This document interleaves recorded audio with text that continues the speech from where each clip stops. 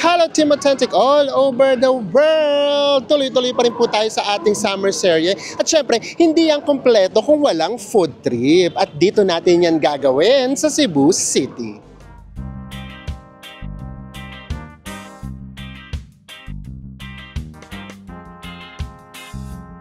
Kaya kung hindi pa rin po kayo nakasubscribe, please do subscribe. Kung magbubuk po kay Bayaklook, ito po yung ating promo code para magkaroon kayo na up to 5% at discount. At kung hotels naman po sa Agoda, nasa ibaba po yung ating affiliate link. Ano pang gagawin? Tara na! Go with me, Mel!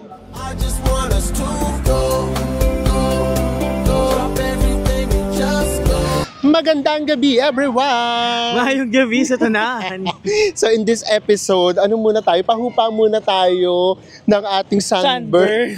Pagalingin mo natin ng very. Ayaw, kita-kita nyo na ba? Kasi sa'yo, kita-kita yung sa'yo. Kitang-kita, oo. Ano muna, ipahinga muna natin yung ating mga balat. Magpo-food trip muna tayo dito sa Cebu City. At gagawin natin yan dito sa Carbon Market. Ito pala yung isa sa pinaka-oldest market here in Cebu. At hindi yun. Meron pang very light na pa-history. Pakita namin sa inyo. Nandito nga tayo sa Freedom Park. And then, ito pala, napaka-historic din itong place na to. Kasi, between 1949 to 1972, dito pala ginagawa yung mga rallies. Ayan, oh. Basa lang naman namin. Dito lang. Another history na nabasa namin. Ito, on March 26, 1945, American forces landed at Kansojong, Talisay to begin the liberation of Cebu. So, ayan ang kaganapan dito. It's 6 p.m. And then, nabubuhay na yung paligid. Kasi, parang night market itong area na ito. So guys, bago tayo mag-start ng ating food trip, ikutin muna natin itong paligid para makita natin siya kahit sandali lang. Yes, pakita namin sa inyo yung mga kaganapan at saka yung vibe. Iba pa rin kasi talaga kapag alam niyo yung local area, yung nafe-feel mo siya, ibang-iba talaga siya. Lakad tayo hanggang makarating tayo sa dulo.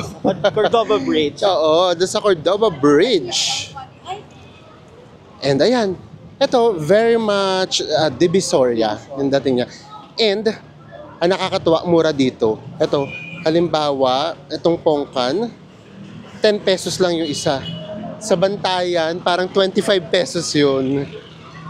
Mas mura pala dito talaga. And then of course, may mga street food.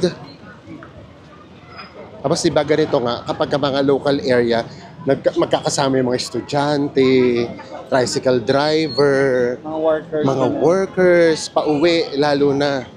Kaya ang sarap din dito mag-food trip. Fried chicken.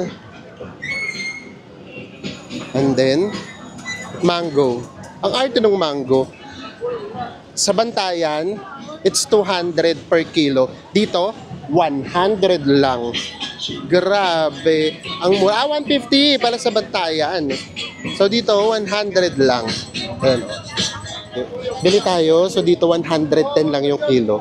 And to be honest, mabango siya. So diba kapag kayong mangga, mabango. Ibig sabihin, matamis. Thank you po.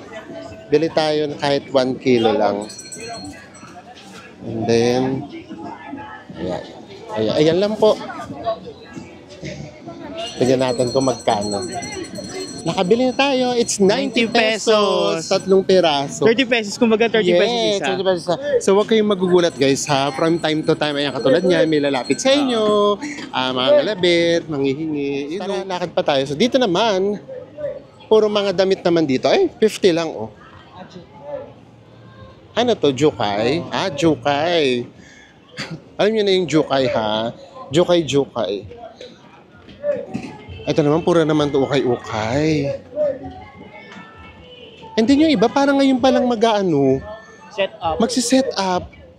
Ibig sabihin talagang gabing-gabi talaga ito. Ako lang dito yung food tripan dito ba? Ah, okay.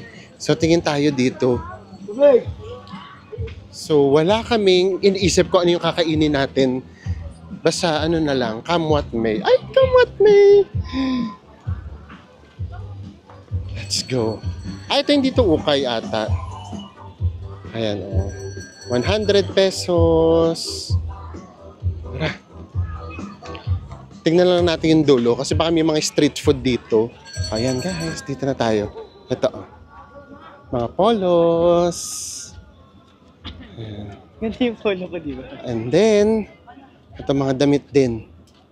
Dito puro mga damit talaga siya. And then halo. Yung ukay at saka yung brand new. Halo na rin siya. Hello po. Hello. Ito, men's shorts. 250, 2 for 180. Hello po. Ayan. And then, mga medyas. Ito nga, very much nga siya. Divisory siya sa atin. And then, gabi sila nagsiset up. Kaloka. Wala yata siyang katapusan. No? Mahaba siya. Ano nga siya? Talagang malaking market talaga siya.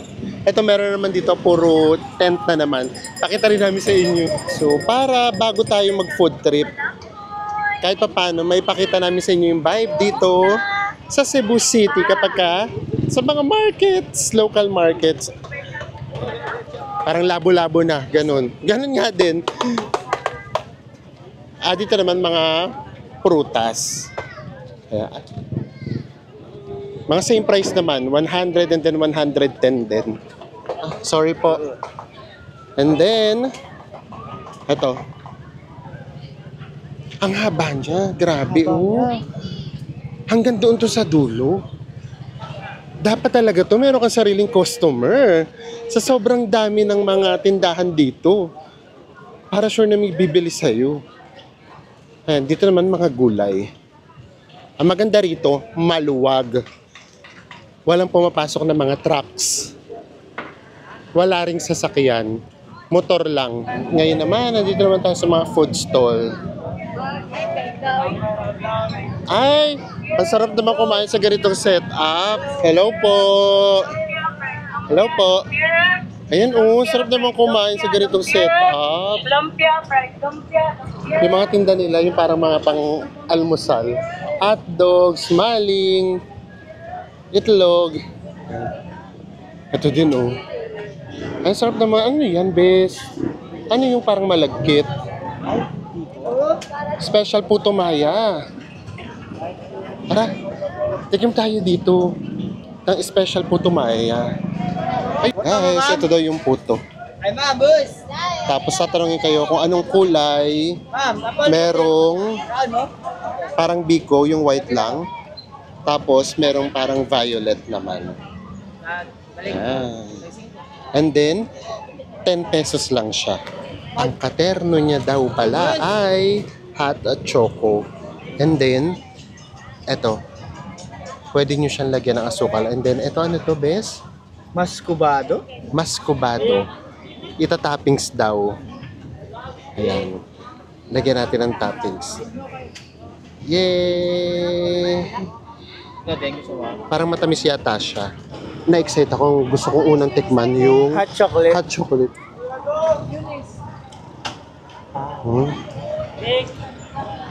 Actually, kahit nilagyan mo siya ng asukal, hindi pa rin siya matamis. Yung malalasahan mo pa rin. Yun nga, yung parang sapak talaga ng choco. Ng coco, Sarap. And then, try na natin to. ito na. Yay! Parang kumbaga, ito ba yung puto maya sa atin? Hindi naman. Ano lasa? Kapag wala yung matamis, tikman natin nang wala mo na yung matamis, Parang yung suman sa atin, no? Parang suman sa atin. Kahit na hindi mo siya lagyan ng asukal, okay lang, may lasa pa rin siya. In fairness, masarap siya. And guys, 10 pesos lang to. 10 pesos lang to. Mabubusog ka talaga dito. Tignan naman natin yung may kulay. Kung same lang din yung lasa.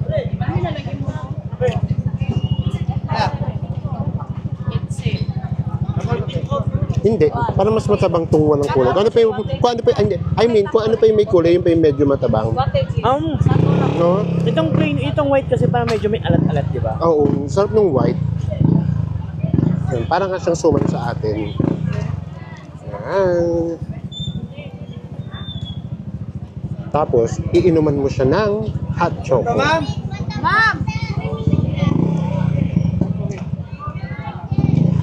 Perfect combination. Ay guys, pwede rin palang ihalo dito yung choco. Kasi actually, kapag ka meron na siyang tsokolate, mas sumasarap siya.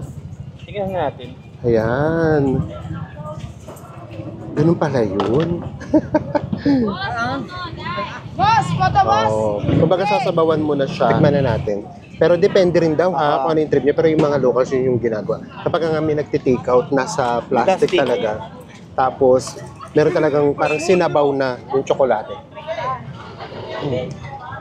Masarap nga siya. Kasi yung combination ng tsokolate, saka ng puto, masarap. Guys, basta hindi kayo maselan ha, may enjoy nyo to. Kasi ito yung situation eh. Ay, kumakain ka dyan, and then, ito, kalsada talaga to. Dito dumadaan yung mga tao, and then yung iba naman nakakariton, yung mga paninda nila. So, kung ganitong vibe, ang gusto nyo, may enjoy nyo siya. Ayan o, katulad dyan o. May dumadaan ng mga kariton. So, kasi kami, carry lang yung mga ganito sa amin. Grabe, sa halagang 40 pesos. Mabubusog ka talaga. ka na, di ba? Tsaka may hot chocolate ko pa. Yes! Tara, lakad pa tayo. Dito nga, puro nga dito mga pagkain. Ito na yung mga parang karinderya style. Ay, parang sarap naman nun, oh. Kaldereta. Tsaka patatim. Patatim. And then, mga chicken. Ito, ay kamay-kamay talaga. Actually, ilang beses na kami kumakain. Sa ganito na. Sa ganito, nakakamay. Mas masarap siya. Saya. Bibigyan ka ng plastic, ganyan. Yung iba totoong ano talaga, gloves Plastic na plastic. Yung iba naman, Plastic as in ng hilo plastic lang. ng hilo. Ayan o. Dito, puro talaga mga parang karinderya style na kainan. So imagine niyo yun. Yung medyo gulo ng paligid, yung usok, tapos yung maraming tao nagdadaan-daanan, ibang-iba siya sa experience. Guys, tawag kami ng patatim. Umupo daw kami doon. Tsaka ng kaldereta. Sige, pasok muna tayo doon kasi meron dito parang mga, parang food park, ganyan. So tignan muna natin yung mga paninda doon. At least doon medyo komportable. So mas may bablog natin na maayos kung meron tayo doon magugustuhan. And then para ma-compare din natin kahit pa paano yung mga price. Pero pag wala, balik kami doon. Grabe, nihila kami. And nandito na nga tayo sa parang pinaka-food park. Ang nakalagay rito, Carbon, Cebu City. Pero parang pangalan nitong food park na to yata, The Barracks. Meron din yatang nag-acoustic. So yan, ito, kung ayaw nyo nung ganung setup kanina na very much palengke yung dating, dito kayo, pwede kayo dito. Ayan. Ayan, may Waffle House. Tapos may shawarma siya kami nakikita. Buha. May toslubuwa. Ay, oo. Naalala nyo yung toslubuwa, yung kayo magluluto. Anli lamas, di ba? Tara. Ay, meron din mga seafood. Tara. Hanap tayo nung ganon. Yung parang mixed seafood. Ay, ito. Hello po. Hello po. And then, may lechon de Cebu. Parang hindi pa tayo nakakapag-lechon. Lechon, Oo. So ito, tigim lang tayo kahit 1/4 lang. Para lang matikman natin. Para marami tayong makain. Iba-iba. Ayan oh, haba ng pila. Ito yung lechon de Cebu. Ito yung presyohan niya guys. Oh. 1/4, 240, 480 yung half. Yan. May dinuguan pa daw. Okay, so siguro 1/4 lang para lang matikman lang natin. Guys, ito naman, seafood. Ito magugustuhan to ni Enzo. Parang mix na siya. Ito oh. Magkano po dito? 150 po, sir. 150? Opo. Wow! Mura. Oh, 150 lang. Mix na po siya? Sige. Bili rin tayo nito. Pero marami pa silang paninda guys ha, just in case. Ayun, meron din mga barbecue. Diba? Mixed seafood for only 150 pesos. Ito ang marami talagang bumibili. Kasi ito, Anli Buwa, 200 pesos lang. Tapos meron ng free na 10 puso yung kanin. And then, ito pa meron dito mga steak. So, tara na. Hanap na tayo ng upuan natin. Let's go! Yan o. Mga naka-toslobuwa sila. Meron din dito. Actually, pare-pareho naman yung tinda nila. Kung saan ka na lang talaga may enganyong bumili. Ikot lang kayo guys. Meron din dito mga bilihan ng drinks. Hello. Hello po. Hello. Ito naman, shake. And then, dito nga oh. Meron ditong acoustic. Ang daming tao, no? Ito na yung ating food. Meron ditong hipon. May mga scallops. May tahong. Meron ding alimasag. May pamais. 150 pesos lang yan, guys. And then, ito naman yung lechon. 1/4 lang tong kinuha natin. 240 pesos. Siyempre, dapat kapag nasa Cebu, mag-lechon. Let's eat. So actually, bibigyan naman kayo ng gloves na plastic para kung gusto nyo nga magkamay na hindi kayo medyo, hindi naman madudumihan. Malalagkitan. Malalagkitan. Pero Diyos ko, yung mga seafood, hindi pwedeng ganyan. Mabubutas din naman. So wait lang. Ito meron naman ditong hugasan. That's maganda talaga. Yung sabi mo na, Bare hands. Lantakan na natin. Guys, 150 pesos lang. Diba? Mura na. Wala sa atin ito. Ito na yung alimasag. Although maliit lang na may alimasag. Cute. Tignan natin yung pinaka-sauce. Paano yung lasa niya?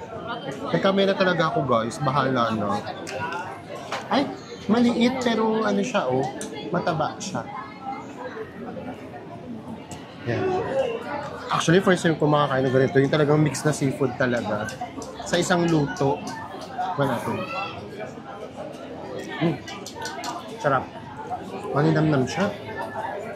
Pero, dito naman para sa Cebu, makakapag-seafood tayo na hindi luluwa ang ating mga bulsa. Ang sarap niya. Ngayon naman, ang sugpo. Oh. Diba? Mix na mix yung ginawa natin. Seafood, mixed seafoods, and then, meron tayong lechon. Para ano, perfect combination. Ang sarap din. Malaman yung ano nila. Yung pinaka-sugpo. Pero magiging super happy rito si Enzo. Kasi ang daming scallops. Bet na bet niya yung mga scallops eh. Actually guys, yung scallops pating tahong, nagiging malasa siya dahil sa sausawan. Sarap niya. Ang sarap na sausawan, maalat na lasa. Ang sarap pa. Actually, hindi siya sausaw. Sauce siya mismo. Yung sauce mismo. Kasi ano nga, siya niluto siya sa malaking kawali. Nahalo-halo na sila. Kasi kakamay talaga ako. Sorry naman na. Papaminta yung sauce, no? Sarap niya. Pati yung sauce talaga masarap.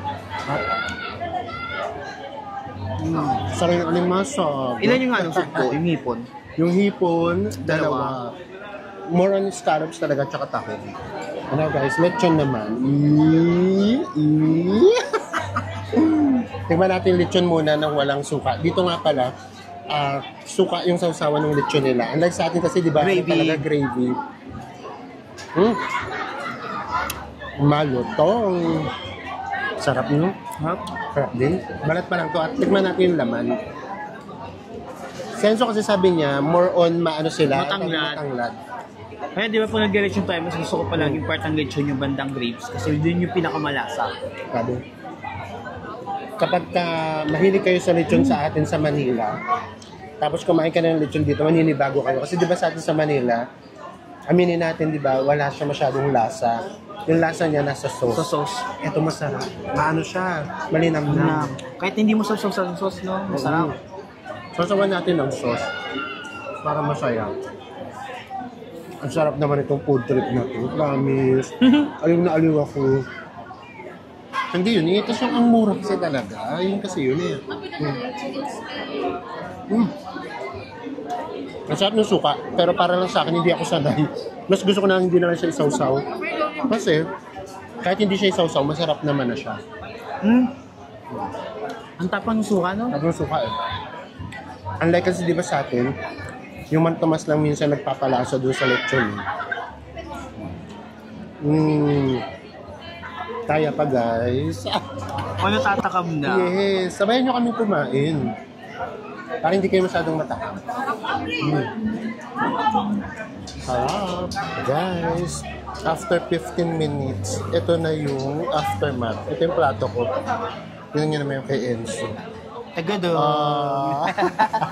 Simot na simot lahat. Ito yung kaninang seafood.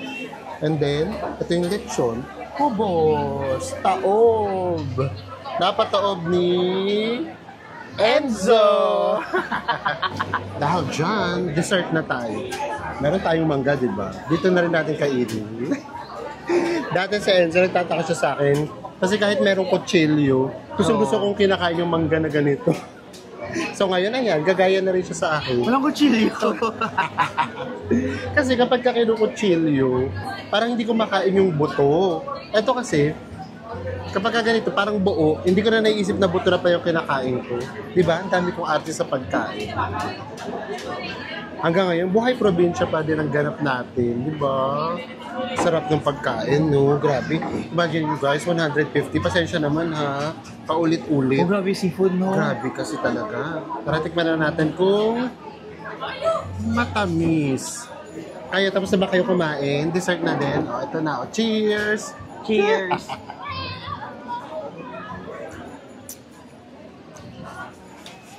Kumusta yung sa'yo? Ang tamis. Sarap. Swerte sa Enzo. Bakit? Sa akin, hindi masyadong matamis. Pero kaya naman, pero hindi siya ganun katamis. Ngayon yun, may patunog pa. Ganito masarap kinakain yung mangga. Pero yung sa akin po overripe na. Buti na lang kinain na natin. Okay. Diba? Gusto kong ganitong kinakain yung mangga. Ayoko nung pisngi tapos ano kung kutsa-kutsarahan. Sarap. Kaya ba tumatagal? Tumatamis na siya? Baka ano, hilaw dito. Oo. Pahinog habang kung tumatagal. It's 7:30. Tara, labas ulit tayo dito sa plaza. At papakita namin sa inyo kung gaano karami na yung nakatambay. Oh. Diba? Actually, ito din yung gustong-gusto namin kapag ka mga plaza sa mga probinsya, ganyan. Kasi natatambayan talaga ng mga tao. Something na hindi natin magawa sa atin. Surprise! Surprise na naman. Nandito naman tayo ngayon sa Magellan's Cross. So, kaninang tanghali, nakapunta na kasi tayo doon sa simbahan. Hindi na namin ibinlog kasi nga, bigla itong vlog na to, pinucho namin kayo for today. Wala sa plano. Tapos naisip namin na, i-food trip na natin sila para mapahinga yung mga sunburn namin. So, ito yon, pinucho namin kayo. Pagpasensyaan nyo na kami. So, papakita naman namin sa inyo yung paligid ng Magellan's Cross kapag kagabi na. Usually, takto with tourists. Pero now, pakita nyo mga estudyante na nagpa-practice, ganyan, mga sayaw, or yung mga performance level nila sa school. And then, ito yung Magellan's Cross. Wala tao. Parang nabarok ako dun sa wala tao. Ayan o. Walang tao. Pero sinasara pala siya kapag kagabi. Oh. So, ito yung vibe niya kapag kagabi. Walang lalapit sa'yo para magtinda ng mga kitchens. Walang ganun. So, peaceful siya. Tara, pakita lang namin, ha? Ng very light. So, ito. Here's the Magellan's Cross. Ang ganda niya rin pala sa gabi. Iba pala yung effect ng ilaw niya sa gabi. Kasi sa umaga, hindi mo ito masyadong ma-appreciate eh. So, ayan na yung kaganapan natin ngayong gabi. Binudol namin kayo for today, no? Sino nag-enjoy for today's episode? Ako. Senso talaga. Ayan, para kahit naman papaano, mapahinga rin kayo sa travel. Baka kasi pagod na rin kayo sa mga pinaggagawa namin. Eh di, ikain natin Ikain kayo. muna natin to, di ba? And then now, pag-uwi naman natin sa accommodation, di ba? Pati yun isasama namin. Kasi baka magkaroon din kayo ng idea kung saan kayo pwede mag-stay na worth 1,000 pesos lang. Kasi kami ganun, kapag lagi naman kami magtutour or tutulugan lang talaga, katulad bukas sa alis kasi tayo. So yun, pinipili namin mga ganun lang, yung 1,000 pesos lang. Okay, mag-alala. After nitong pahinga natin today, lalarga ulit tayo. Pupunta Laratrato ulit tayo. ng Oslo! O, diba? Another adventure na naman. And, nandito na tayo sa ating accommodation. Nandito siya sa loob. Ito, yung magiging landmark niya, yung Persimmon. Tapos ito guys, itong kahabaan na to, Mabolo to. Yung SM nandito. Mga 15 minutes walk. So tara, pasok na tayo sa ating accommodation. So ito guys, nasa loob to, nasa community siya. Pero, safe naman. Tapos, dahil nga 'di ba bukas pupunta tayo sa Oslo. Nakausap na namin kanina yung reception. Since dito rin naman ulit tayo pagbalik natin, pumayag silang iwan yung luggage natin. And kinuha na rin natin yung pagkakataon dahil meron ditong laundry. Ay, sarado na. May laundry dito. Sinabi namin na kukunin din natin pagbalik. So, pumayag sila. Laundry na tayo kasi repetition na. Ang konti lang nung dala natin. Ayan o. Ito yung hotel natin. Ang pangalan ng ating hotel ay Kiwi Hotel Uno. Ayan. Kiwi Hotel Uno. Pakita lang namin sa inyo. Ito. Ito yung pinaka-entrance niya. Okay naman. Carry na. Thanks. Ayan. Air-conditioned yung pinaka-reception area. Hello po. And then, ito nakakatawa guys. Oh.